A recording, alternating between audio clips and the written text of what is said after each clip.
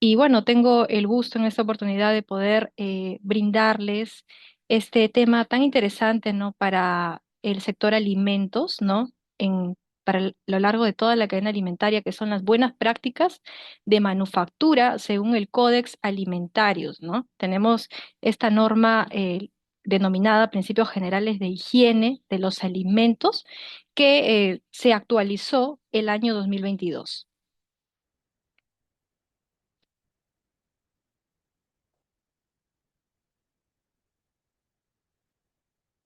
Bien, estos son los puntos de agenda que vamos a tratar.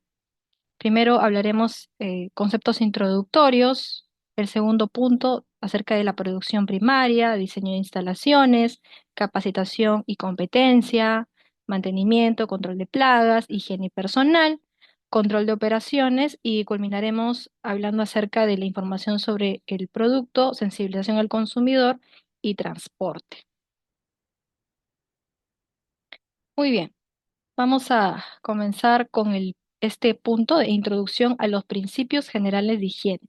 Bien, ¿qué es la inocuidad alimentaria? Este es un término que seguramente ustedes lo habrán escuchado.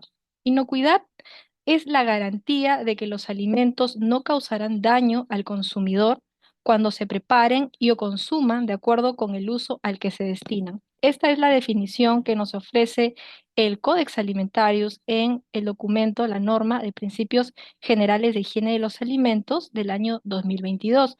Algo muy importante que debemos incluir, ¿no? Y debemos hacer énfasis en inocuidad es que el alimento no cause daño al consumidor, pero de acuerdo al uso previsto. Entonces tenemos dos factores importantes, el uso previsto y el consumidor al cual va dirigido el alimento. ¿Por qué es importante la inocuidad alimentaria, no? La inocuidad alimentaria en realidad es muy importante y es fundamental para toda empresa, sea de procesamiento primario, sea una industria alimentaria, sea un almacén, se dedique al ámbito de la comercialización, ¿no? ¿Por qué? Porque nos permite cumplir con lo que exige la ley. Actualmente, ¿no? En el Perú tenemos autoridades sanitarias, ¿no? Tenemos DIGESA, tenemos SENASA, tenemos SANIPES, cada una con su ámbito de influencia y su ámbito de aplicación, las cuales, ¿no? Se basan en una serie de normas que exigen el cumplimiento a todas las empresas, a todos los operadores de alimentos. ¿Mejora nuestro negocio? Claro que sí, ¿no? Nos hace más profesionales, ¿no? Frente a nuestros consumidores, nuestros clientes, ¿no? Que cada vez son más exigentes, ¿no? Uno como cliente, cuando ya sea que, no sé, va a un restaurante, por ejemplo, ¿no? Eh, Exige que el alimento, ¿no? El plato, ¿no? Que está consumiendo, pues no solo sea rico, ¿no? Puede ser un plato muy delicioso, puede haber sido elaborado por el mejor chef, pero si es que este no está, bueno, el plato limpio, no hay presencia, no sé, de cabellos o cualquier otro contaminante que le quite, ¿no? El buen gusto a ese alimento, pues no va a ser un alimento agradable, ¿no?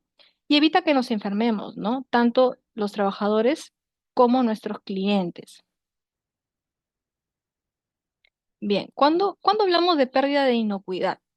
Bien, esta pérdida de inocuidad tiene un impacto muy importante, ¿no? En primer lugar, el impacto a la imagen del país, ¿no? Existen diversos productos, ¿no? Que en los últimos años han sido rechazados cuando estos se han exportado, por ejemplo, a la Unión Europea o a Estados Unidos. ¿Y por qué estos se han rechazado, no? Entre los principales motivos están los problemas en el etiquetado, por ejemplo.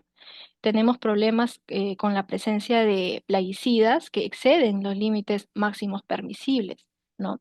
Entre otros aspectos también, ¿no? Tenemos otro impacto, ¿no? Que es el problema de salud de los consumidores y reducción de la vida útil, ¿no? Esto va a generar, no que el alimento pues ya no nos dure, no sé, una conserva que nos dura 4 años, ya no nos va a durar ese tiempo, sino mucho menos tiempo, ¿no? Y sobrecostos en reprocesos también, ¿no? Y pérdida del valor comercial de esos alimentos. Son varios de los impactos que genera la pérdida de inocuidad de los alimentos. Cuando hablamos de buenas prácticas de manufactura o buenas prácticas de manipulación, podemos mencionar esta definición, ¿no? Son un conjunto de principios y recomendaciones técnicas que se aplican en el procesamiento de alimentos para garantizar su inocuidad y su aptitud y para evitar su adulteración. La normativa de esta normativa peruana, el Decreto Supremo, el 00798, nos menciona que las BPM son un conjunto de prácticas adecuadas cuya observancia asegurará la calidad sanitaria e inocuidad de los alimentos y bebidas, ¿no? Es por ello muy importante las buenas prácticas de manipulación, ¿no? Porque asegura la calidad sanitaria y la inocuidad de nuestros alimentos. En la norma del Códex, los principios generales de higiene habla acerca de programas prerequisitos, ¿no? Pero ¿qué son estos? Son todos aquellos procedimientos que se dan por escrito que permiten, pues, aplicar, ¿no? O formular ciertos controles, ya sea en el proceso, ya sea en las instalaciones, ¿no? Que aseguren, ¿no? Proporcionar alimentos inocuos e idóneos.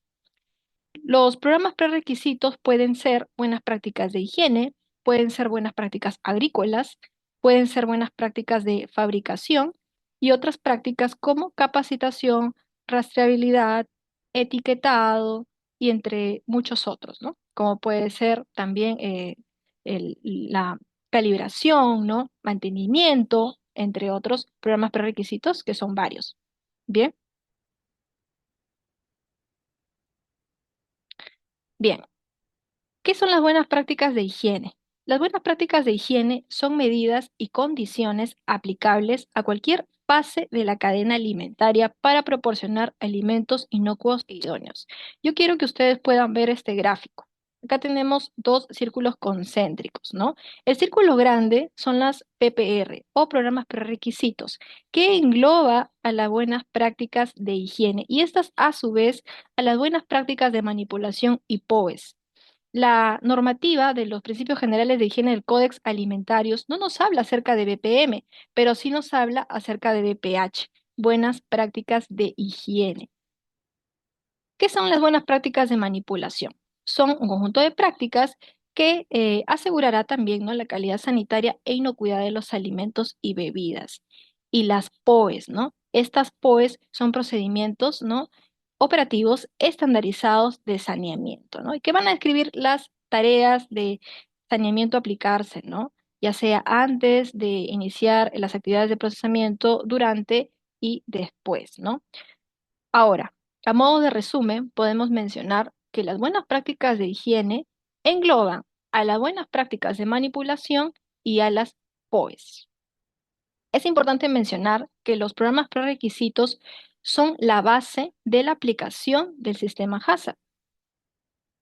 Quiero que ustedes vean esta pirámide. Esta pirámide es conocida como la pirámide de la inocuidad alimentaria. ¿Por qué? Porque es una serie de bases, ¿no? Una debajo de la otra, ¿no? Hasta llegar al pico que es el HACCP. Bueno, ¿cuál es la base? Es el compromiso de la gerencia. ¿Por qué el compromiso de la gerencia será la base? Porque si no hay liderazgo, no hay compromiso de la alta dirección, de los directivos, pues la base, la pirámide, se va a derrumbar. No va a haber sostenibilidad en el tiempo, ¿ya?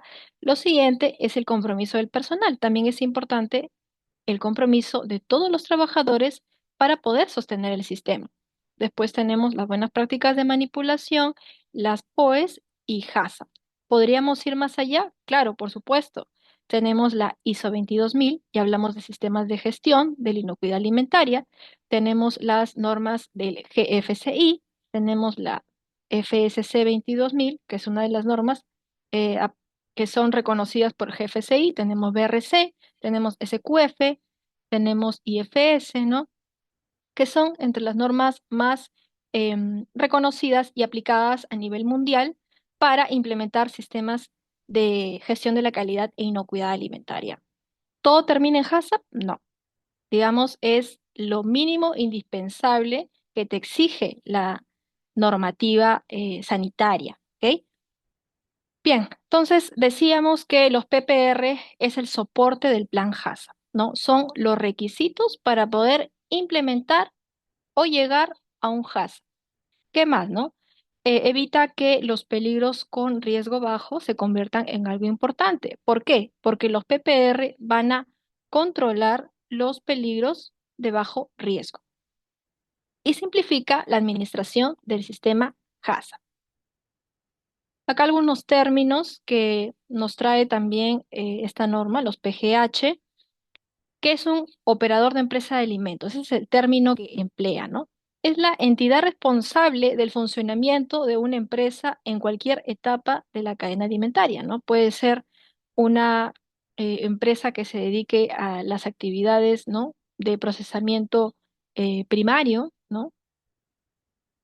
En primer lugar, ¿no? Las actividades, ¿no? De extracción, ¿no? De agrícola, procesamiento primario, lo que es la industria alimentaria, ¿no? Almacenamiento y todo el eslabón, ¿no? Entonces, estas buenas prácticas de higiene se pueden aplicar a toda la cadena alimentaria, ¿ok?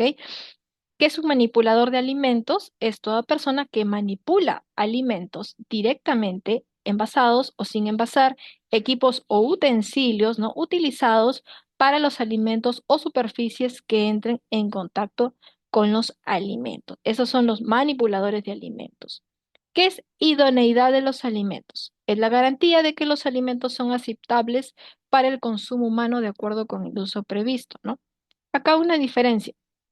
Cuando hablamos de idoneidad, nos referimos a asegurarnos que el alimento no solo sea inocuo, sino también sea aceptable. Es decir, que cumpla con todos los requisitos microbiológicos, físicos, químicos, ¿no? De calidad que establece nuestro cliente o establece la normativa sanitaria. Entonces, si cumple todo ello, es idóneo. ¿Ok? ¿Qué es la contaminación? Es la introducción o presencia de un contaminante en un alimento o en el entorno alimentario. Ahora, ojo, no todo contaminante es un peligro alimentario, ¿ya? Y este contaminante no puede ser un agente biológico, puede ser químico o puede ser físico, ¿no? Una materia extraña u otras sustancias no añadidas intencionalmente, ¿ya? Bien, cuando hablamos de peligros alimentarios, nos referimos a aquellos agentes físicos, aquellos agentes químicos, aquellos agentes biológicos que pueden causar daño a la salud. Ahora yo les pregunto, ¿el cabello de una persona es un peligro alimentario? A ver, quisiera que me respondan en el chat. ¿El cabello humano se considera un peligro alimentario? A ver, los leo. Sí, me dice Jonel Luna, gracias. A ver, otra respuesta. ¿Nadie? Bien, sí, me dice Blanca. Paola Rojas me dice sí, Laura me dice sí. Ya, miren, hay dos términos importantes. Tenemos contaminante y tenemos peligro. Un contaminante, si bien es cierto, puede tener esas características, puede ser naturaleza física, química o biológica. Esa se puede introducir, nos dice el códex, ¿no? De manera intencionada y no intencionada al alimento, pero no necesariamente va a ocasionar un daño a la salud, ¿no? Ese es el ejemplo que yo les pongo con un cabello. Un cabello no nos puede ocasionar un atragantamiento, no nos puede ocasionar alguna enfermedad, ¿no? Por ello no es considerado un peligro. Si hablamos, por ejemplo, de vidrio, si hablamos un tornillo, ¿no? Madera, por ejemplo, en el alimento, este sí, y es considerado como un peligro físico. Bien, pero ¿cómo controlamos, por ejemplo, este contaminante que es un cabello, ¿no? ¿Significa que no lo vamos a controlar? No, ¿no es cierto? Para ello existen las buenas prácticas de manipulación. Las buenas prácticas de manipulación controlan aquellos agentes que son de bajo riesgo y aquellos que son de alto riesgo o pueden ocasionar un daño se controlan con, con HACCP, ¿ya? Vamos a verlo un poquito más adelante, ¿no? De igual manera, en el diplomado, en el curso de Buenas Prácticas de Manufactura, que es el módulo 2, vamos a detallar un poco más acerca de peligros alimentarios. Haremos talleres, pondremos ejemplos para poder un poco diferenciar, ¿ya? Bien, entonces decíamos que hay peligros físicos, ¿no? Esos peligros físicos pueden encontrarse en el medio ambiente y materiales, ¿no? Pueden ser parte de la infraestructura, pueden ser parte de los utensilios, ¿no? Que se utilicen en el proceso, ¿no? Las luminarias también, ¿no? Podrían representar, ¿no? Un peligro físico, ¿no? Entonces tenemos vidrios, astillas, virutas de metal, ¿no? Pueden también ser la fuente de las materias primas, ¿no? Como tallos, hojas, cáscaras, ¿no? Los manipuladores, ¿no? Em, con, con algunos objetos que ellos puedan ingresar, ¿no? Ya sean clips, lapiceros, etcétera, ¿no? Y métodos de trabajo, ¿no? Como el uso de herramientas punzocortantes. Cuando hablamos de peligros físicos, ¿no? Nos referimos a que estos pueden causar, ¿no? Un atragantamiento, pueden causar cortes, ¿no? Heridas y problemas en nuestro sistema, bueno, en lo que es la faringe, ¿no? La garganta, ¿no? Esos son peligros físicos. Cuando hablamos de peligros químicos, esos peligros químicos se refieren pues a la presencia de sustancias, ¿no? De naturaleza química, ya sea añadidas intencionalmente o puede ser que no, ¿no? Bien, como lo que es los productos de limpieza, ¿no? En las plantas se utilizan diversos productos de limpieza, ¿no? Desinfectantes, detergentes, diversos, ¿no? Tenemos también la presencia de pesticidas, insecticidas, ¿no? Por ejemplo, en las materias primas, ¿no? Tenemos lo que son los metales tóxicos, por ejemplo, el agua podría ser una fuente de metales tóxicos, ¿no? Y de origen microbiano, como las micotoxinas, ¿no? Las micotoxinas, ¿no? Son, pues, toxinas que producen ciertos hongos presentes en alimentos, ¿no? Como el café, como los granos, como algunas frutas y vegetales, ¿no? Cuando están, bueno, contaminados con estos hongos, los cuales producen toxinas y generan, pues, reacciones de salud en las personas, ¿no? Existen estudios que han evidenciado que esas toxinas se pueden almacenar, ¿no? En los órganos, en el hígado, en el riñón y causar cáncer a largo plazo, ¿ya? Tenemos también peligros biológicos, ¿no? Como cuáles, ¿no? Como los virus, como las bacterias, como los hongos, como los parásitos, ¿no? Y tenemos los patógenos. ¿Qué es un patógeno? Es aquel microorganismo que causa enfermedades, ¿ok? Como el Clostridium botulinum. ¿Ustedes recuerdan o tienen conocimiento de qué producto, ¿no? Industrializado es más propenso, ¿no? Se tiene que tener bastante cuidado con la presencia de Clostridium botulinum? Los enlatados, exacto.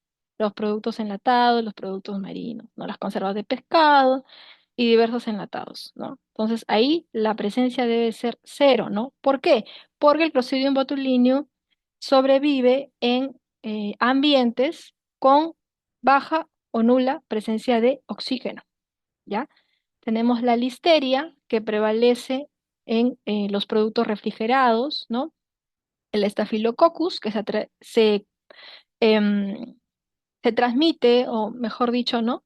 A través de un manipulador, ¿no? Que está infectado, ¿no? Y así, tenemos diversos microorganismos patógenos. Bien, el Codex Alimentarius, ¿no? Como les había mencionado, los principios generales de higiene están dentro de las normas del Codex Alimentarius, ¿no? Cuando hablamos de Codex, ¿no? Nos referimos a la organización que fue creada, ¿no? En el año 1963, durante la Conferencia Mundial de la Salud, ¿no? Que fue organizada por la FAO, ¿no? y la Organización Mundial de la Salud, la OMS, ¿no? Desde entonces ha sido el objetivo de desarrollar un programa conjunto, ¿no? FAO-OMS, ¿no? Relacionado con las normas alimentarias.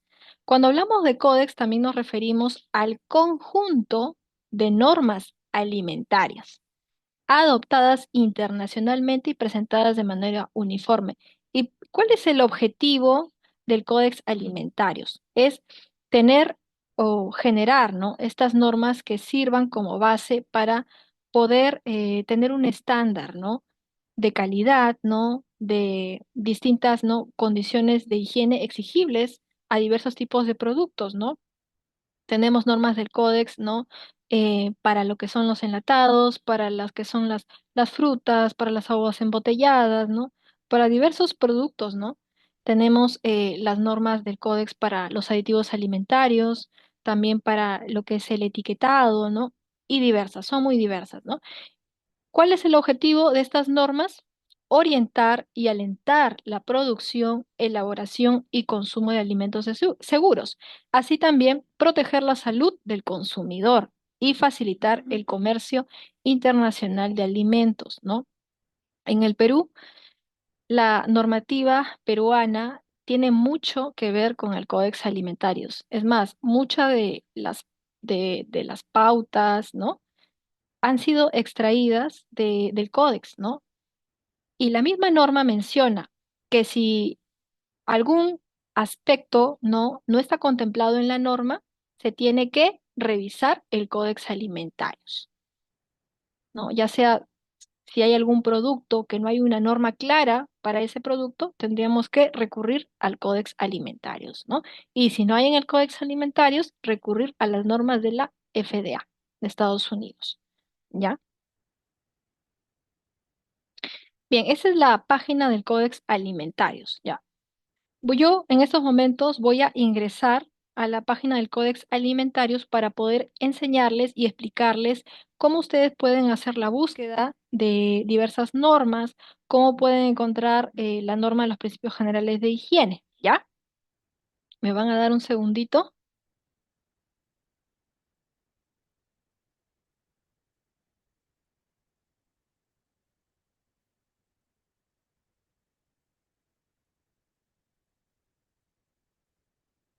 Ya, vamos a proyectar.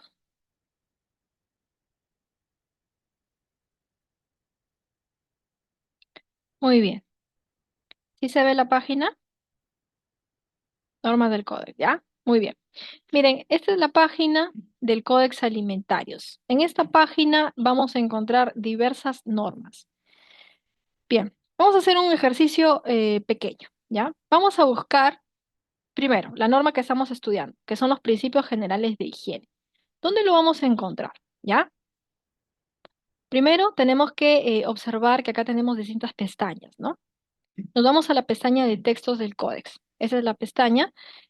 Esta pestaña se desglosa, ¿no? Vamos a ir a la opción de códigos de prácticas. Y acá tenemos los códigos de prácticas, que son varios, como ustedes pueden ver. Y en la primera opción tenemos acá los principios generales de higiene de los alimentos, donde su última modificación fue del año 2022. Y aquí están traducidas en muchos idiomas. Ustedes pueden descargar, ¿no? La versión de español, ¿no? Para poder estudiarla, para poder chequearla, ¿ya? ¿Qué más, no? No solo el códex nos ofrece los códigos de práctica, sino también normas oficiales, ¿ya? Vamos a ir. Tenemos normas oficiales, ¿no? Podemos hacer la búsqueda de alguna, ¿no? Por ejemplo, de aguas embotelladas, se me ocurre. Y acá tenemos, ¿no? Tenemos la norma, la CXS 227-2001, que es la norma general para agua potable, para las aguas potables embotelladas envasadas, distintas de las aguas minerales naturales, y donde su última modificación fue la del 2019, ¿no? Y así podemos seguir buscando, ¿no? Tenemos acá, por ejemplo, la norma general para el etiquetado de alimentos preenvasados, ¿no? Y diversas normas para distintos alimentos, ¿no? Podemos ver acá, ¿no? Muy bien, yo los invito, ¿no? Que al término de la clase ustedes puedan un poco practicar, ¿no? Eh, cómo navegar, ¿no? En esta página del Códex y ir revisando las normativas y familiarizándose, ¿no? Porque acá tenemos información muy importante, ¿ya? Vamos a continuar con la presentación. Muy bien. Principios generales de higiene de los alimentos, ¿no? Esta normativa, ¿no? Denominada Código de Prácticas Internacionales Recomendadas para los Principios Generales de Higiene de los Alimentos, ¿no? Miren, la primera publicación es del año 1969, pero a lo largo de los años se ha ido actualizando, se ha ido modificando, ¿no? La última modificación o revisión es del año 2022. Esa normativa, ¿no? Es reconocida, ¿no? Mundialmente por garantizar la inocuidad y seguridad de los alimentos consumidos. ¿Cuáles son los objetivos de los PGH, ¿no? En primer lugar, proporcionar bases para la aplicación de las buenas prácticas de higiene, ¿no? Esta normativa nos habla acerca de las buenas prácticas de higiene, ¿no? Como punto dos, proporcionar orientaciones para la aplicación de los principios del HACCP, ¿no? Como punto tres, aclarar la relación entre buenas prácticas de higiene y HACCP, ¿no? Y también construir una base para poder establecer códigos de prácticas del sector y códigos de prácticas específicos para productos, ¿no?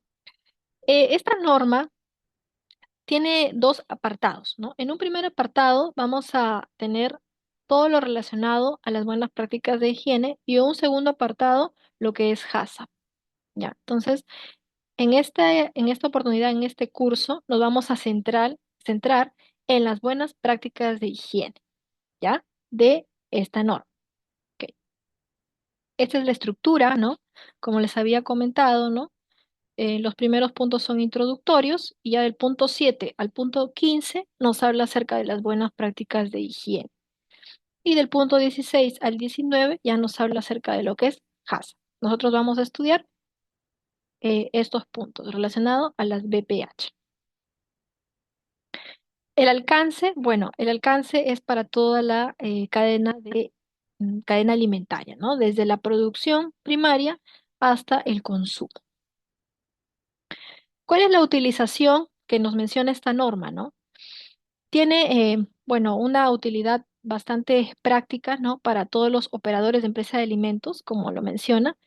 ¿Con qué fin, no? Para elaborar, aplicar y verificar procesos que aseguren alimentos inocuos y aptos para su uso. Nos habla acerca, ¿no? De lo que es capacitación, ¿no? Proponer, implementar en nuestros planes y programas de capacitación y también pues contribuir a mantener la confianza en los alimentos comercializados. Algunos principios generales que nos menciona la norma, ¿no? Entre ellos, ¿no? Y los más resaltantes que vamos a mencionar es que las buenas prácticas de higiene son la base para la aplicación de lo que es HACCP. Y además, ¿no? Todas las medidas de control nos dice que deben ser validadas científicamente, ¿ya?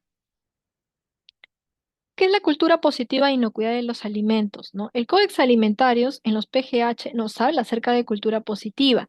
Nosotros cuando hablamos de cultura, así de manera general, ¿a qué nos referimos?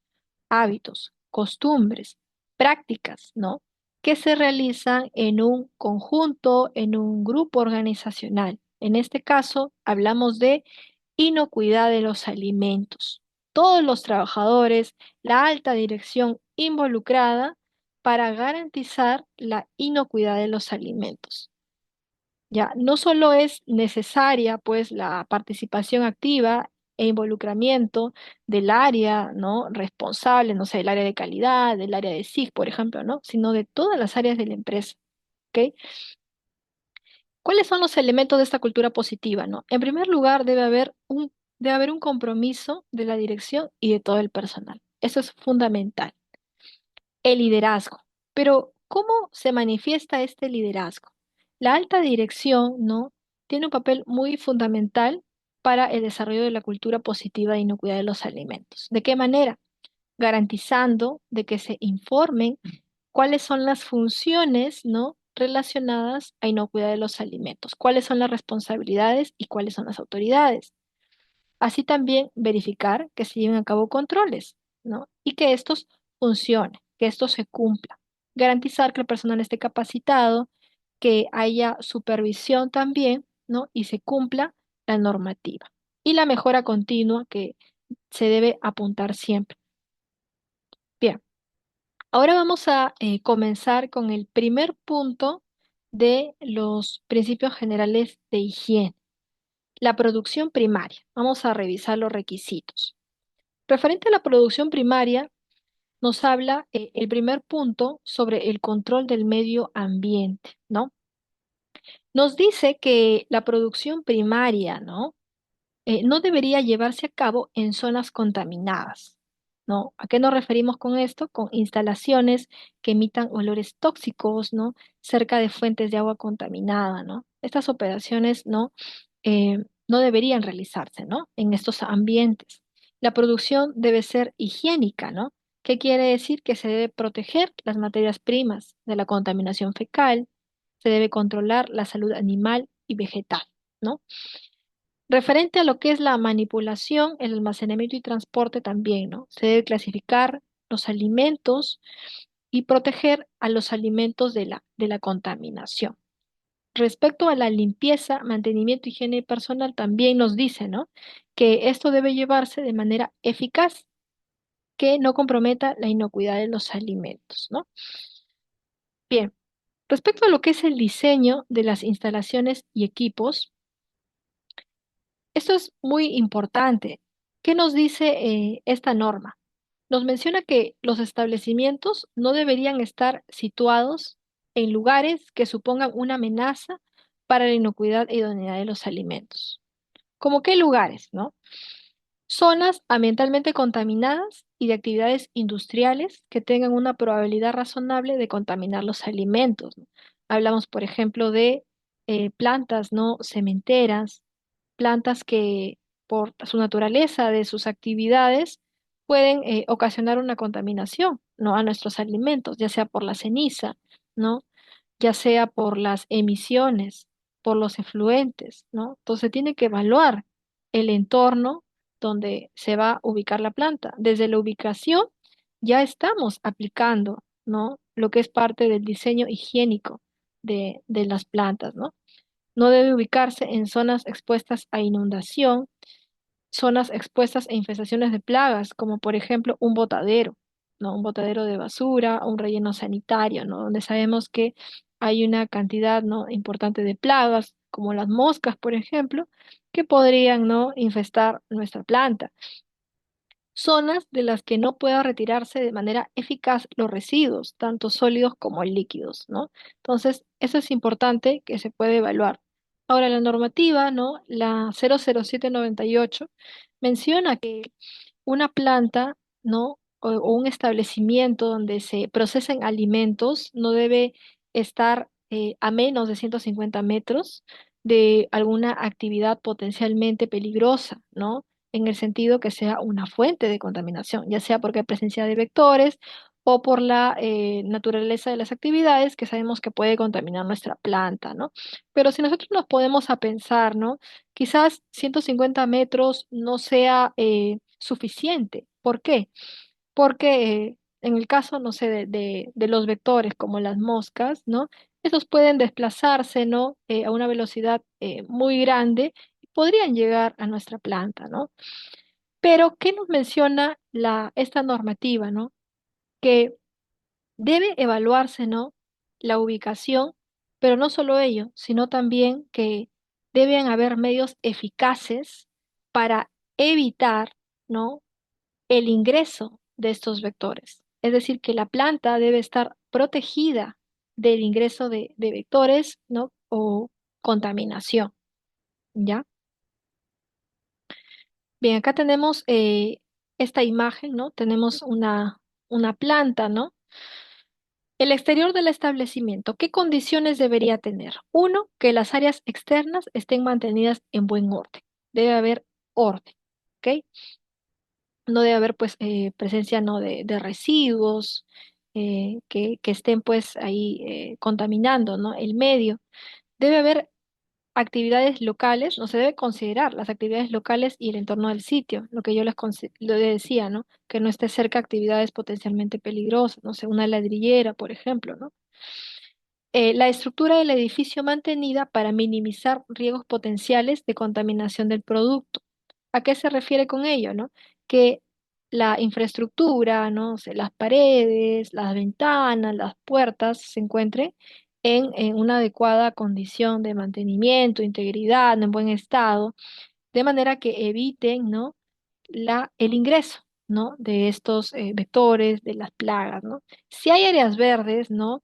Pueden haber áreas verdes, pero siempre que estas áreas estén mantenidas. O sea, no puede haber un crecimiento descontrolado porque esto puede ser un foco, ¿no? O puede prestarse para un anidamiento de plagas, ¿ok?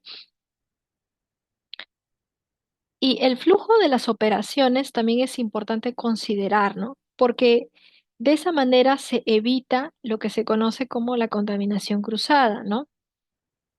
El diseño y la disposición del establecimiento debe permitir un mantenimiento y limpieza adecuados, ¿no? Y también evitar la contaminación cruzada, como les comento, ¿no? Debe existir zonas con diferentes niveles de control de la higiene, las cuales deben estar separadas, ¿no? De manera física, ya sea por ubicación, por flujo circulatorio, por circulación de aire o separación temporal, ¿no? Estas áreas, ¿no? Por ejemplo, ¿no? Un área que se conocen, ¿no? Como las zonas sucias, donde se realizan actividades, no sé, de lavado, ¿no? Antes de una desinfección del producto. Esta es una zona sucia. Habrán zonas limpias, ¿no? Donde ya el producto ya pasó por una desinfección o pasó por un tratamiento térmico, una cocción, por ejemplo. Entonces debe diferenciarse, debe separarse, ¿no? Estas operaciones, estas actividades. Y el flujo también es muy importante, ¿no? Como vemos acá en esta imagen, el flujo del producto, un flujo en forma de U, como pueden ver acá, un flujo lineal o flujo en forma de L, es el más adecuado para prevenir, ¿no? La contaminación cruzada, porque evita que las materias primas se crucen con los productos terminados. ¿Cuál sería un flujo inadecuado? Un flujo, pues, que no debería darse, ¿no? Un flujo en forma de P, ¿no? Acá vemos que ya hay un contacto, ¿no? De materias primas, ¿no? Que es un alimento crudo, con un alimento ya procesado, un producto terminado. Acá tenemos en forma de X, ¿no? Donde acá hay un cruce. Entonces debería evitarse estos cruces, ¿no? Muy bien. Es importante considerar en el diseño cuáles van a ser las rutas de acceso al personal, ¿no? Por dónde ingresa el personal, por dónde se distribuye a las distintas zonas de trabajo, ¿no? Va a ser la ruta, ¿no? De acceso de las materias primas, la ruta para eliminar residuos, ¿no? ¿Cuál va a ser el flujo del proceso de producción? ¿Dónde se van a localizar las instalaciones para el personal, como los vestuarios, los servicios higiénicos, el comedor, por ejemplo, ¿no? Entonces debe identificarse, ¿no? Acá les muestro, ¿no? Un gráfico, ¿no? Este es un plano de una planta, ¿no? Que procesa camu camu en almíbar, donde en la línea roja tenemos acá las operaciones, ¿no? Desde que ingresa la materia prima y pasa por las distintas etapas y zonas, ¿no? Tenemos recepción, pesado, lavado, seleccionado, escaldado, por las distintas etapas, ¿no? Sellado hermético, esterilización, etiquetado, almacenamiento y salida de producto, ¿no? Entonces acá tenemos un diseño en U, que es un diseño adecuado porque eh, optimiza, ¿no? Parte del espacio y además que evita la contaminación cruzada, ¿no? Y también el flujo del personal, ¿no? Entonces eso es importante que se tenga mapeado, ¿no? Por ejemplo, el tema de residuos sólidos, ¿no? En la zona donde ingresan las materias primas, por ejemplo, por esa ruta no debería retirarse los residuos sólidos, ¿no? O si es que hay, digamos, ese espacio necesariamente tiene que pasar por esa ruta, debería utilizarse lo que se denomina como barreras temporales u horarios, ¿no? Para evitar, ¿no? Que haya un cruce, ¿no? De las materias primas o el flujo del producto con los residuos, ¿no? Bien, el siguiente punto es sobre las estructuras internas y accesorios internos.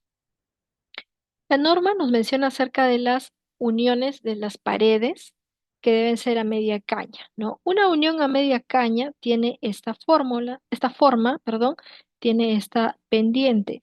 ¿Cuál es el propósito de la media caña? Asegurar que se realice una correcta higienización de la superficie y evitar la acumulación de la suciedad, ¿no? Esto es básico y lo vemos en prácticamente todas las empresas, ¿no? Donde se procesan alimentos, ¿no? Porque eso es fundamental, ¿ya?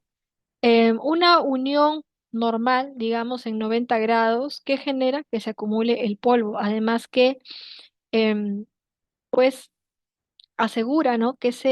Bueno, aparte que se acumule el polvo, evita que se haga una limpieza efectiva de ese espacio, ¿ya?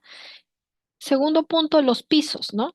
Los pisos, bueno, deben tener un declive, ¿no? Sobre todo si estamos hablando de actividades o zonas donde hay bastante humedad, ¿no? Debe haber un declive hacia las canaletas o sumideros para evitar, ¿no? Lo que es los encharcamientos, que a su vez podrían ser un foco también, ¿no? De contaminación cruzada, ¿no? Este declive debería facilitar el lavado y escurrimiento de líquidos, ¿ya? El piso, bueno, debe ser de un material durable, debe ser pues liso, ¿no? Sin grietas, ¿no? Que pues eviten la acumulación de suciedad, ¿ya?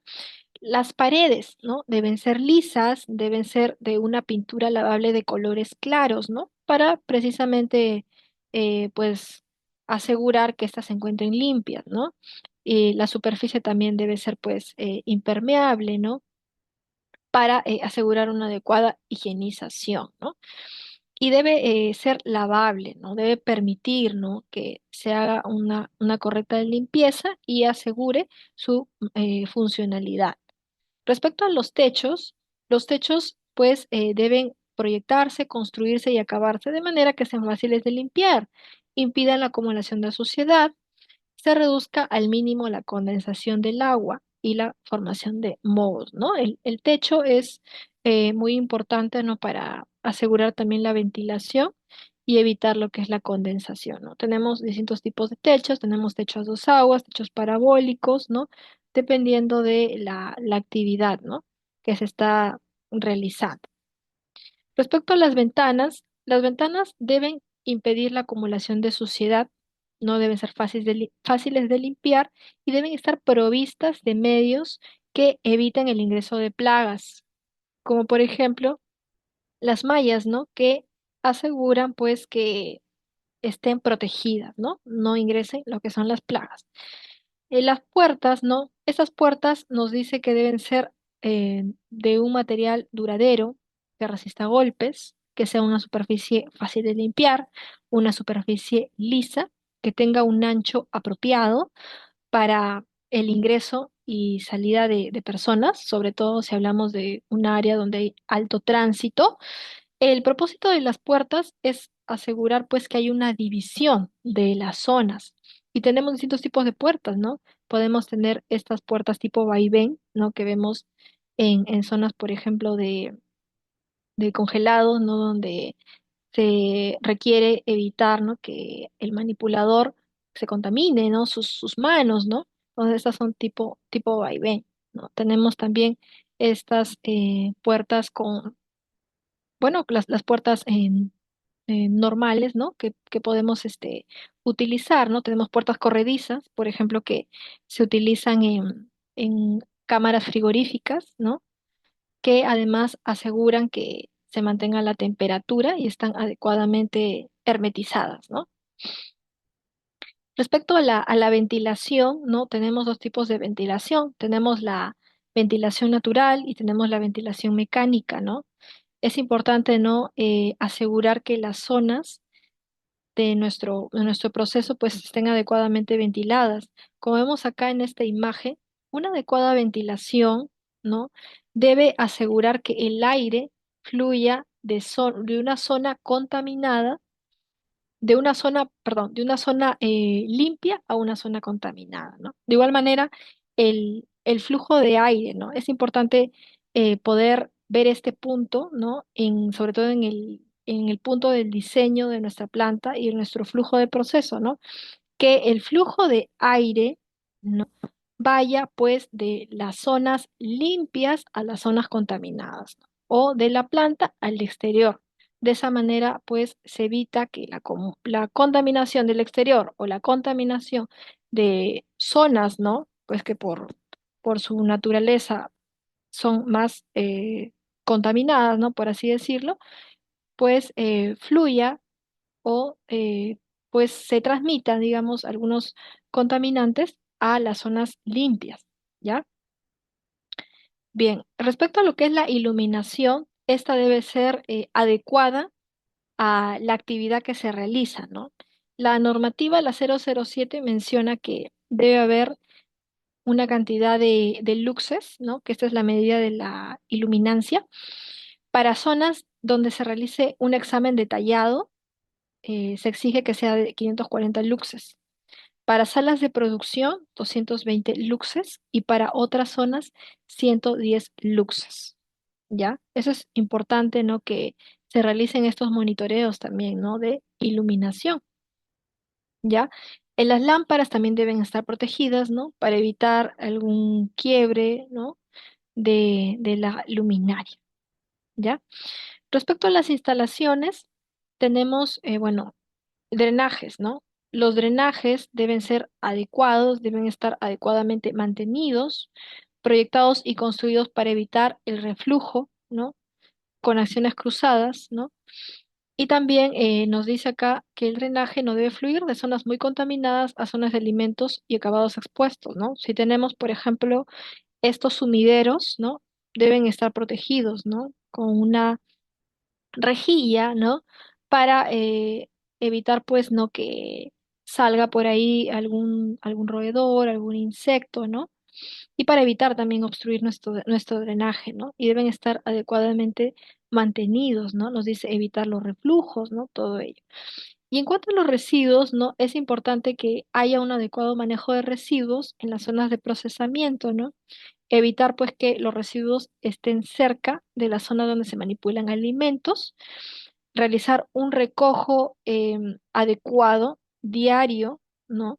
De estos residuos hacia una zona, ¿no? Temporal, ¿no? De almacenamiento de residuos y de eliminación diaria. ¿Se puede hacer una segregación? Claro, sí se puede hacer, ¿no? Siempre que este almacén temporal esté lejos de las zonas donde se manipulan alimentos.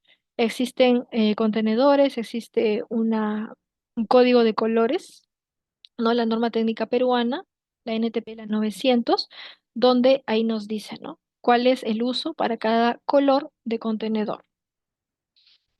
Bien, nos habla acerca de las instalaciones, ¿no? Respecto a la limpieza, ¿no? Nos dice que las instalaciones adecuadas, debidamente designadas, ¿no? Debe haber, ¿no? Instalaciones para la limpieza de utensilios y equipos, ¿no? Zonas de limpieza para herramientas y equipos de zonas muy contaminadas, como servicios higiénicos, residuos, ¿no? Por ejemplo, ¿no? El lavatorio o la zona donde estamos limpiando, no sé, los contenedores, de alimentos, por ejemplo, ¿no? O estos contenedores de residuos sólidos, por ejemplo, o trapeadores, no sé, escobillas o utensilios de limpieza, ¿no? Ahí no deberíamos lavar equipos, ni lavar utensilios, ni mucho menos lavar materias primas o alimentos, ¿no? Esto debe estar adecuadamente diferenciado. Bueno, respecto a lo que es higiene personal, nos menciona que debe haber instalaciones también, ¿no? Adecuadamente ubicadas y no utilizarse para otros fines, ¿no? Por ejemplo, en el servicio higiénico, ¿no? Del personal, ¿no? no debería pues lavarse utensilios u otras cosas, ¿no? Debería ser exclusivo para el uso de los trabajadores. ¿Y qué más nos dice, no? Debería comprender medios adecuados para lavarse las manos, ¿no? Para secarse las manos con jabón, ¿no? Debe haber un adecuado suministro de agua, ¿no? Esas son las estaciones para lavado de manos, ¿no? Y las instalaciones, ¿no? Que debe haber, ¿no? Servicios higiénicos para el personal, deben haber sus vestuarios también, ¿no? Para el personal, ¿no? Y lo que son las duchas, ¿no? Y bueno, nos dice que los lavamanos no deberían utilizarse para el lavado de manos y otros utensilios. Muy bien. Respecto al almacenamiento, el almacenamiento es importante, ¿no? ¿Qué es lo fundamental, ¿no? Que debemos tomar en cuenta? Lo vemos aquí en esta imagen, ¿no? Debe haber una adecuada separación de distancias, ¿no? Del alimento con la pared, con el techo, con el piso. 60 centímetros respecto al techo, 40 centímetros respecto a la pared y 20 centímetros respecto al piso. Ahora, estas distancias no lo dice el códex. Esto lo menciona la 00798. Esas son las distancias mínimas. ¿Y por qué se asegura o por qué se exige que haya una distancia? Para, uno, para poder inspeccionar, ¿no? La presencia de plagas, ¿no? Y también para garantizar una adecuada limpieza del almacén. ¿Qué más, no? Los productos deben estar adecuadamente estivados, rotulados, se puede hacer uso de estantes, de parihuelas, ¿no? Por ejemplo, ¿no? Muy bien. Respecto a los equipos, ¿no? Lo que nos menciona los PGH es que los equipos deben estar elaborados, ¿no? O deben ser aptos para contacto con alimentos. Cuando hablamos de materiales, ¿no? De grado alimenticio, nos referimos a aquellos bueno, materiales que en su contacto con alimentos van a asegurar que no haya alguna transmisión de algún contaminante, ya sea metales tóxicos, ¿no? O partículas, ¿no? En el alimento. De igual manera, cuando hablamos de lubricantes o grasas, ¿no? Que también hay de grado alimentario.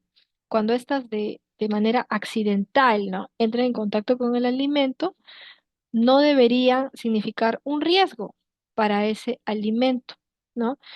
Un material, ¿no? Que es bastante conocido en el uso en plantas de procesamiento es el acero inoxidable, ¿no? Que existen distintos grados que aseguran pues que no se corroan, sean de fácil limpieza, ¿no? Y desinfección. Pero es importante mencionar que el material que vamos a utilizar en nuestros equipos, ¿ya? Tiene que ser adecuado, ¿no? A las operaciones de procesamiento. Por ejemplo, si procesamos lácteos o procesamos cítricos, ¿no? Que son, bueno, sustancias ácidas, debemos utilizar materiales que sean resistentes para ello, ¿ya? Bien, ¿qué más nos menciona? Que los equipos y recipientes fabricados deben estar, ¿no? Deben estar fabricados con materiales no tóxicos, deben estar diseñados, construidos y ubicados de manera que sean fáciles de limpiar y desinfectar de manera adecuada, ¿ya? Deben ser de material duradero, móvil o desmontable, ¿no? ¿Desmontable para qué? Para asegurar su correcta y completa higienización. El equipo que sea utilizado para cocer, calentar, enfriar, almacenar o congelar alimentos debe estar diseñado, ¿no? De modo que el alimento alcance la temperatura requerida con la mayor rapidez, ¿no? Por ejemplo, ¿no? Las autoclaves, ¿no? Los equipos de pasteurización, donde el control de temperaturas es crítico. Estos equipos deben garantizar, ¿no? Que se llegue a las temperaturas óptimas, ¿no? Para evitar, ¿no? Que ese peligro que estamos tratando de controlar, pues persista, ¿no? Bien, entonces también nos menciona que debe haber un monitoreo de temperaturas controladas y debe calibrarse, ¿no? Todos los instrumentos de medición que acompañen a los equipos, sean termómetros, ¿no? Sean instrumentos, ¿no? para medir lo que es la presión, el caudal, ¿no? Distintos instrumentos que se pueden utilizar, estos deben estar calibrados. Bien, el siguiente punto, ¿no? Respecto a lo que es capacitación y competencia. La norma de los PGH nos menciona que todo personal debería tener conocimiento de su función y responsabilidad en cuanto a la protección de los alimentos. Nosotros sabemos que cuando un nuevo trabajador ingresa, ¿no? a una empresa, ¿no? Pasa por una inducción. Esta inducción puede ser general, como también puede haber una inducción específica, ¿no es cierto? En la inducción general se incluyen la capacitación respecto y básico, ¿no? Hacerlo a las buenas prácticas de manipulación y a los programas de higiene y saneamiento. Es muy importante porque esto es algo que todos los trabajadores deberían conocer. Y ya en la inducción específica se indica al trabajador cuáles son sus responsabilidades específicas, ¿no? En cuanto a la protección de los alimentos, ¿no? Si hablamos de un trabajador que está en una actividad de selección, de un trabajador que controla, ¿no?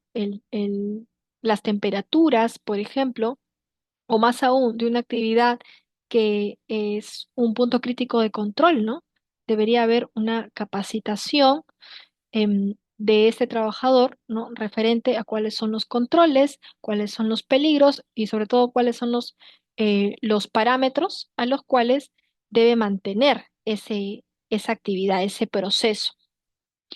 Todo personal debería contar con conocimientos y capacidades necesarios para manipular los alimentos en condiciones higiénicas, ¿ya? Eso es muy importante. En la normativa, la resolución ministerial, ¿no? Que es la normativa para aplicar, ¿no? Lo que es el plan HACCP, ¿no? En las empresas, menciona cuáles son las pautas o cuáles son los temas en los cuales se debe realizar la capacitación. ¿Qué más nos dice? Que se debería enseñar el uso adecuado al personal que manipule productos químicos de limpieza u otras sustancias químicas, ¿no? Eso es importante, más aún, ¿no? Si es un trabajador de un área no crítica, ¿no? Eh, o un área de saneamiento, por ejemplo, o un área que manipule, ¿no? Estas sustancias para controlar plagas, ¿no? Bien, ¿qué más nos menciona, ¿no? Acerca de los programas de capacitación, ¿no? Los programas de capacitación deben incluir, ¿no? Los principios de higiene de los alimentos aplicables a la empresa de alimentos, ¿no? También lo referente a las medidas pertinentes para la empresa de alimentos que se utiliza para evitar la presencia de contaminantes de los alimentos. ¿Cuáles son las medidas, no? Y todo esto va a depender de la naturaleza de las operaciones, ¿no? Los controles a aplicarse en una planta conservera, ¿no? O en una planta, por ejemplo, que procesa granos, o una planta que fabrica frutas y hortalizas frescas o en congelado, ¿no? El proceso y las actividades a controlar son distintas. Y de igual manera las medidas de control también van a ser distintas. Y los programas de capacitación tienen que estar adecuados a los procesos y los controles o los principios de higiene, ¿no? Aplicables. ¿Qué más, no? Acerca de la importancia de una buena higiene personal, el tema, ¿no? De las normas de conducta, el uso adecuado de lo que es la indumentaria, ¿no? Las normas de planta que se deben cumplir, ¿no? El correcto estado de salud de los trabajadores, ¿no? Referente a las buenas prácticas de higiene aplicables a la empresa de alimentos y medidas apropiadas a tomarse cuando se observan problemas de higiene de los alimentos. Respecto a la instrucción y supervisión, nos menciona que los directores, supervisores, operadores o trabajadores deberían contar con los conocimientos suficientes sobre los principios y prácticas de higiene de los alimentos para poder identificar las desviaciones y adoptar las medidas necesarias que correspondan a su puesto. Por ejemplo, ya estamos hablando de una actividad crítica, una etapa de desinfección, ¿no? Existe lo que es el control de la temperatura, perdón, de la concentración del desinfectante, ¿no? Cuando estamos hablando de esta etapa de desinfección. El trabajador debe saber qué acciones correctivas debe realizar cuando ocurra una desviación, ya sea por una concentración baja del desinfectante o por una concentración excesiva del desinfectante. Ahí hablamos de límites de control que el trabajador debe conocer, ¿no? Cuando hablamos en estas etapas conocidas como PCC o puntos críticos de control, debe saber cuáles son las acciones correctivas a aplicarse de manera que se evite una contaminación sucesiva del alimento y se pueda restablecer el funcionamiento normal del proceso. Bien, se debería realizar una evaluación periódica de la eficacia de los programas de capacitación e instrucción, así como una supervisión y verificación rutinaria para garantizar que los procedimientos se estén realizando de manera eficaz, ¿no? Se debe evaluar, ¿no?, la eficacia de los programas de capacitación, ¿no? Realizando pues diversas evaluaciones, ya sean escritas, pueden ser orales, ¿no? O también puede ser in situ, ¿no? De cómo el trabajador está aplicando, ¿no?, los procedimientos. Y debe haber registros de capacitación, ¿no? Bien, vamos a continuar con el punto de mantenimiento, limpieza y desinfección y control de plagas, ¿ok? Cuando hablamos de higiene y saneamiento de planta, nos referimos a tres puntos principales, ¿no? Yo quiero que ustedes puedan recordar este gráfico. Control de plagas, higiene del personal y limpieza y desinfección. Esos son los tres ejes que engloban la higiene y saneamiento de planta. Los principios generales de higiene nos traen algunas definiciones, ¿no? ¿Qué es higiene, no? Nos dice que son las condiciones y medidas necesarias para asegurar la inocuidad y la aptitud de los alimentos para el consumo humano en todas las fases de la cadena alimentaria, ¿no? El concepto de higiene es amplio, ¿no? Y se refiere a todas estas condiciones que se pueden aplicar en toda la cadena alimentaria. Cuando hablamos de saneamiento, ya se refiere a los métodos de trabajo que van a permitir reducir el número de microorganismos presentes a niveles aceptables. Esto es saneamiento. Cuando hablamos de limpieza, nos referimos a qué? A eliminar la suciedad visible o perceptible. Eso es limpieza, ¿no? Lo cual es diferente a desinfección. ¿Qué es la desinfección? Ya es reducir el número de microorganismos presentes en el medio ambiente por agentes químicos o físicos a un nivel que no comprometa la inocuidad o aptitud del alimento. Cuando hablamos de limpieza más desinfección, estamos hablando de higienizar, ¿ya? Muy bien. Es importante que ustedes puedan prestar atención a esos conceptos y definiciones, ¿no? Porque, bueno, más adelante haremos un pequeño quiz, un pequeño cuestionario donde ustedes podrán recordar, ¿no?, estos conceptos, ¿ya? Los agentes de limpieza. Bueno, tenemos distintos agentes de limpieza y esos se van a emplear dependiendo del tipo de suciedad. ¿Y cuáles son los tipos de suciedad? Tenemos carbohidratos, tenemos proteínas y tenemos grasas, ¿no? Cuando nos referimos a una sociedad de tipo orgánica y cuando nos referimos a una sociedad inorgánica, tenemos las sales minerales. Para los tipos de sociedad orgánica, generalmente se utilizan agentes de limpieza, ¿no?, alcalinos, ¿no? En el caso de sociedades proteicas, alcalinos clorados o alcalinos fuertes, ¿no? Y cuando hablamos de una suciedad inorgánica, como las sales minerales, ¿no? Por ejemplo, ¿no?, el conocido caliche, ¿no? Tenemos que utilizar agentes ácidos, ¿no? La facilidad de remoción también pues, va a depender del tipo de limpieza, ¿no?, y del agente de limpieza o producto y método que se utilice. Cuando hablamos de agentes de desinfección, tenemos pues el vapor de agua caliente, ¿no? Que puede utilizarse, es una forma muy efectiva también para poder desinfectar, ¿no? Que eso se realiza, ¿no? En contacto con agua caliente. Y también tenemos desinfectantes químicos, ¿no?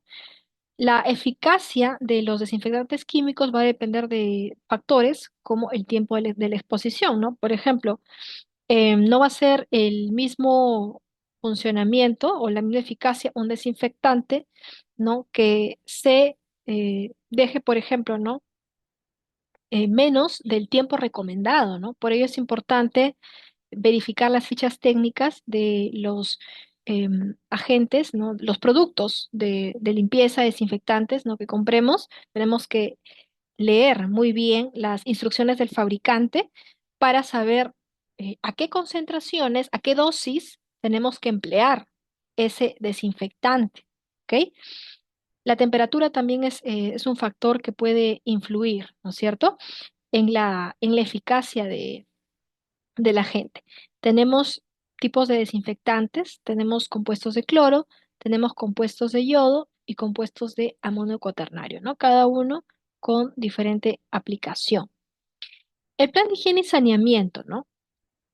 Un plan de higiene y saneamiento tiene que responder a 5 preguntas. En primer lugar, ¿qué se va a realizar? ¿O qué actividades, qué superficies, ¿no? Se van a higienizar, se van a limpiar y desinfectar. ¿Cómo? El cómo se refiere al método. ¿Cuáles van a ser los métodos de limpieza y actividades para poder realizar la actividad? El por qué, cuáles van a ser los objetivos, ¿no? El dónde, ¿no? ¿Cuáles van a ser las áreas, los equipos, cuándo, las frecuencias de limpieza y quién? ¿Quién van a ser los responsables de aplicar ese plan? ¿Cuáles son los pasos para la creación de un plan de higiene y saneamiento? Vamos a enumerar estos pasos de manera rápida. No nos vamos a demorar mucho tiempo en poder explicar esto porque en nuestro diplomado tenemos un curso que se aboca de manera específica a los programas de higiene y saneamiento, donde vamos a aprender cómo elaborar un programa de higiene y saneamiento y haremos casos prácticos también para que puedan aprender, ¿no? Cómo elaborar ello, ¿no? El primer paso es realizar un inventario de instalaciones, maquinaria y utensilios disponibles, ¿no? Se tiene que hacer una lista de todas las instalaciones, equipos y utensilios, ¿no? Que se tenga o se utilice en la planta, ¿no? Como segundo paso, evaluar el nivel de riesgo de cada zona de la empresa. Cuando hablamos de nivel de riesgo por zona, tenemos que tomar en cuenta, ¿no?, que hay zonas que son de alto riesgo, que hay zonas que son de bajo riesgo. La norma BRC da una clasificación muy interesante de zonas de acuerdo al nivel de riesgo. Nos habla de zonas de alto riesgo, nos habla de zonas de alto cuidado, nos habla de zonas de bajo riesgo, zonas de productos y zonas sin ningún tipo de riesgo, ¿no? Entonces es importante poder seleccionar, ¿no? Por cada zona, cuáles van a ser los equipos, cuáles van a ser las instalaciones, los utensilios que se van a higienizar. ¿Por qué? Porque en una zona de alto riesgo, los procedimientos y las frecuencias de limpieza son mucho más exhaustivas que en una zona de bajo riesgo. ¿Por qué? Porque en la zona de alto riesgo hay una muy alta probabilidad de contaminación del alimento si es que no se cumple con los procedimientos a cabalidad. Como tercer punto, evaluar las sociedades, ¿no? Hemos visto los tipos de sociedades orgánicas, sociedades inorgánicas. Como cuarto paso, elegir los productos, los métodos y utensilios para efectuar la limpieza y desinfección. Seguidamente, ¿no?, poder planificar, ¿no?, armar los procedimientos, armar los instructivos de limpieza, asignar, ¿no?, cuáles van a ser las instrucciones, las funciones, las responsabilidades a los operarios, establecer también tiempos de ejecución de actividades, evaluar la eficacia y establecer, ¿no?, lo que es la verificación y registros de acciones correctivas. Ahora, en todo programa de higiene y saneamiento debe haber una verificación y debe haber una validación. Cuando hablamos de verificación, ya nos referimos a poder comprobar de manera periódica que esos procedimientos de limpieza y desinfección son efectivos, que permiten eliminar o reducir determinados peligros a un nivel aceptable, ¿no? La forma más usual es a través de ensayos microbiológicos, ¿no? Entre ellos tenemos el agua de enjuague de los equipos, tuberías, tanques, se puede realizar lo que es el hisopado de las superficies, se puede hacer lo que es el plaqueo ambiental, ¿no? Muy bien, y en lo que es la validación, ¿qué es validar, no? Validar es antes de, es poder comprobar, ¿no? Que ese procedimiento va a poder eliminar ese microorganismo, ¿no? De una manera eficaz, ¿no? Esto va a permitir comprobar, demostrar, ¿no? Que el procedimiento es efectivo, es reproducible y provee de productos de calidad previamente estandarizada. ¿Y qué vamos a evaluar o validar? Vamos a validar los parámetros de limpieza. ¿Cuáles son estos parámetros de limpieza y desinfección? Por ejemplo, ¿a qué concentración se aplica el desinfectante, ¿no? ¿Cuál es la dosis y la concentración? ¿A qué tiempo de contacto? A qué temperatura, ¿no? Y método de aplicación. Se tiene que hacer uso de análisis microbiológicos de superficies de contacto, lo que son las superficies inertes, y validar el método o instrucción de lavado de manos haciendo análisis de superficies vivas, ¿no? Tenemos acá esta guía, la guía técnica para el análisis microbiológico de superficies en contacto con alimentos y bebidas. Esta es la resolución ministerial, la 400, disculpe, la 461/2007. Esta norma va a permitir, ¿no?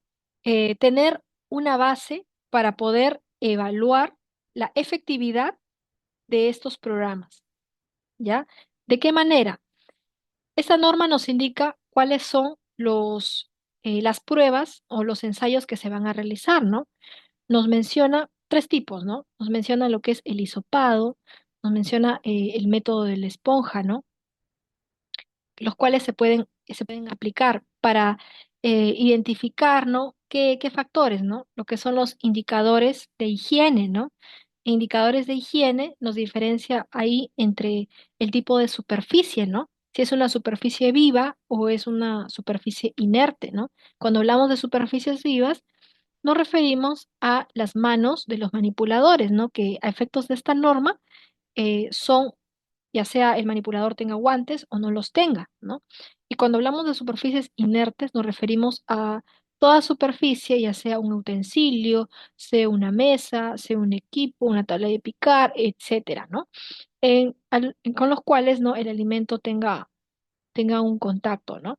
Entonces tenemos dos tipos de superficie. En el caso de superficies vivas, se debe controlar lo que son los indicadores de higiene, como las coliformes, ¿no? Ahí nos dice la norma coliformes, y también lo que son los estafilococos, ¿ya? Y en el caso de superficies inertes, solo lo que son las coliformes, ¿no? Y también, ¿no? Para ambos casos, que no haya presencia de patógenos, ¿ok? Bien, el siguiente punto es el control de plagas. El control de plagas, ¿no? Es importante poder, a ver, tenemos ahí un audio que está abierto. Por favor, si me apoyan muteando sus audios para poder escucharnos todos y que no haya interferencia en la reunión. Muchas gracias.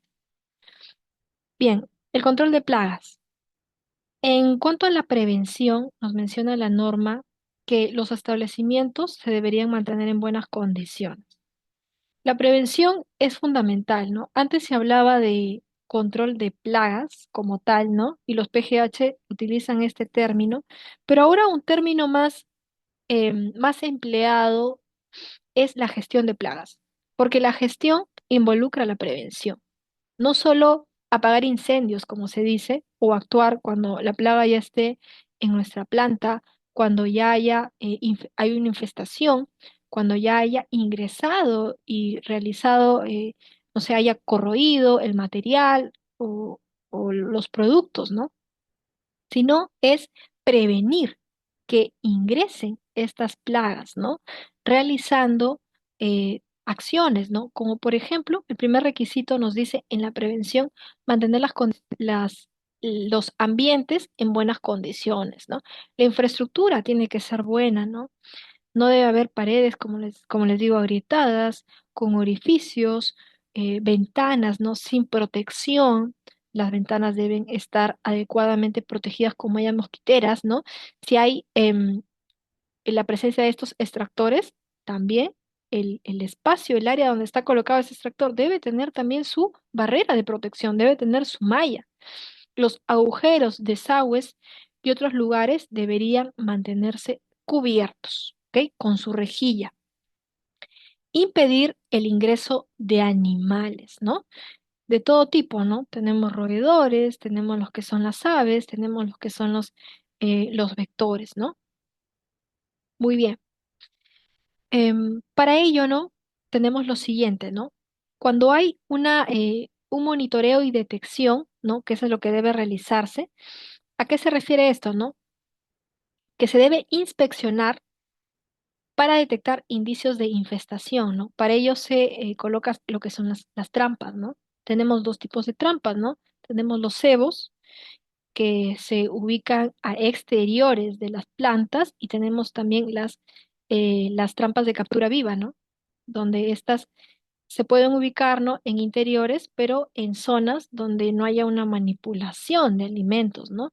Entonces, de esa manera em, se tiene también que haber un control, porque de nada nos sirve tener ahí nuestra trampa si es que no la vamos a inspeccionar, ¿no? Con la frecuencia debida, ¿no? De manera diaria. Si es que hubo algún consumo del cebo, si es que hubo alguna captura, ¿no? Bien, los detectores también y las trampas deberían diseñarse y ubicarse para evitar posible contaminación. Respecto a lo que es la anidación y la infestación, también nos menciona que las posibles fuentes de alimento se deberían conservar en recipientes a prueba de plagas, ¿no? Todo recipiente, todo depósito debería estar adecuadamente protegido, hermetizado, ¿no? Para evitar, ¿no? Lo que es lo que son las plagas. De igual manera, los contenedores de residuos sólidos deben tener tapa y deben estar adecuadamente tapados. Debe retirarse cualquier posible lugar de anidamiento, los equipos viejos, ¿no? Evitar todo tipo de acumulación de objetos, porque esto va a favorecer el anidamiento de las plagas, de los roedores, ¿no? Entonces, eso es importante que se deba tomar en cuenta, la limpieza, el orden, muy fundamental, ¿no? Para que haya plagas, pues hay muchos factores, ¿no? Entre ellos que haya la presencia de alimento, la presencia de nutrientes, ¿no? O alimento, ¿no? Entonces, es importante que deba estar adecuadamente los alimentos protegidos, ¿no?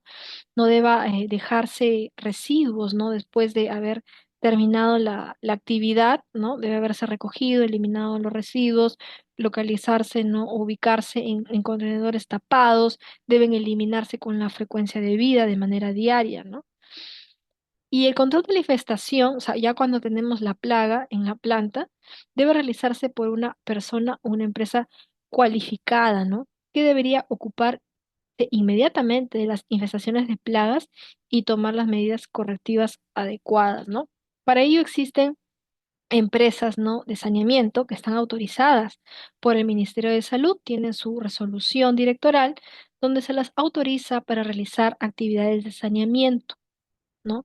Entonces debemos contratar alguna de estas empresas que puedan realizar estos controles de infestación, ¿no? Muy bien. Respecto a los residuos, ya hemos mencionado, ¿no? Que se debe recopilar y almacenar en recipientes cerrados, ¿no? El responsable no debe estar capacitado también para que no se convierta en una fuente de contaminación cruzada. Bien, ¿cuánto tiempo nos queda? Nos queda 15 minutos. Ya. Respecto a lo que es la higiene personal, La higiene personal es muy importante y es fundamental, ¿no? Existe las enfermedades de transmisión alimentaria. Estas enfermedades de transmisión alimentaria se, bueno, se producen por la presencia de agentes, ¿no?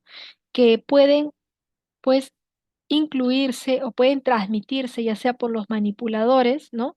Principalmente cuando estos, pues, tienen este agente, ¿no? Han sido pues infectados con este agente.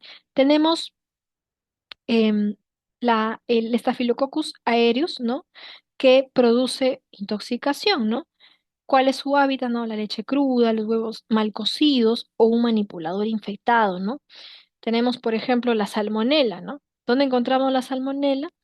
En aves, en huevos, ¿no? Que están contaminados, en manipuladores infectados, lácteos, carnes, ¿no? Y así distintas enfermedades de transmisión alimentaria que son muchas, ¿no? Acá solo estamos mostrando algunas, ¿no? Para que ustedes puedan observarlas, ¿no? ¿Y cuáles son los síntomas? Pues van a ser diarreas, vómitos, dolor abdominal, ¿no? Definitivamente, ¿no? Una persona que tenga síntomas de una enfermedad de transmisión alimentaria no debería estar trabajando, no debería tener contacto con alimentos y debe comunicar, ¿no? Porque muchas veces tenemos a trabajadores que por no comunicar, pues ponen en riesgo a toda una operación y deberían hacerlo, ¿no? Deberían comunicar a su supervisor, ¿no?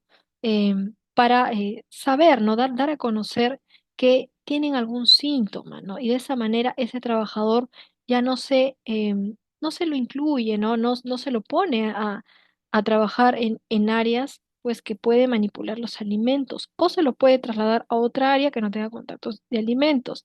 Si se producen los cortes y heridas, ¿no? Estos cortes deben estar protegidos, ¿no? Hay unas curitas, ¿no? Vemos acá las curitas azules.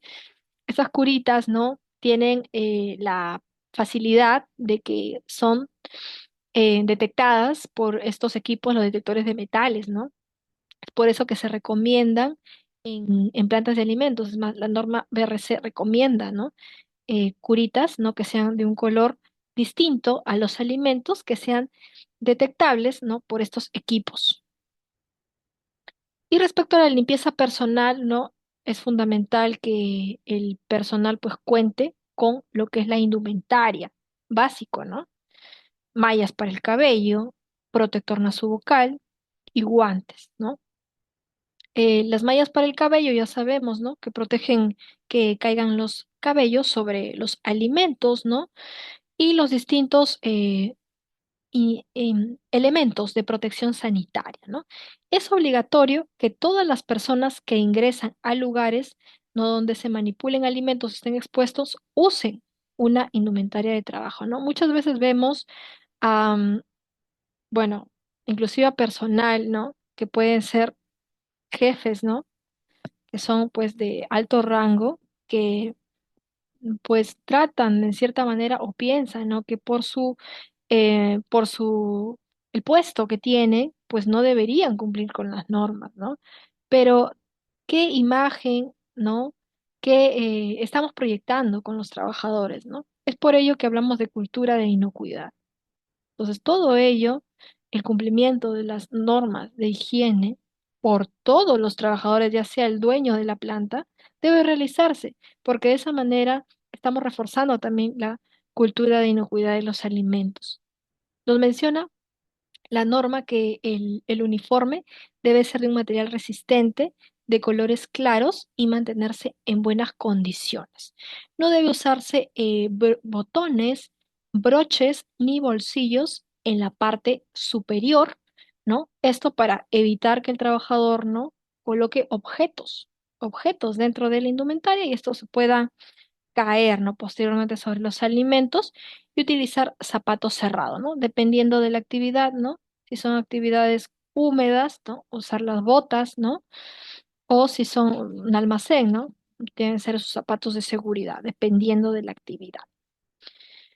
Muy bien, estimados, ya faltando 11 minutos para poder terminar, ¿no? La sesión del día uno, vamos a hacer un corte para poder compartirles el quiz.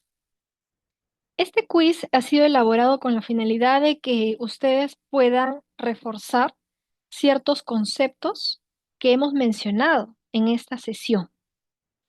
Este quiz consta de 5 preguntas, ¿ya? Se les va a compartir el enlace y un código para que ustedes puedan ingresar, ya sea desde su celular, desde su laptop o computadora donde estén conectados. Y vamos a dar un tiempo, bueno, para que se puedan conectar todos los participantes y puedan responder. Son 5 preguntas muy sencillas, ¿no? Para que ustedes puedan reforzar sus conocimientos, por ahí puedan recordar ciertos conceptos, definiciones que hemos visto hoy día y posteriormente hacemos un feedback.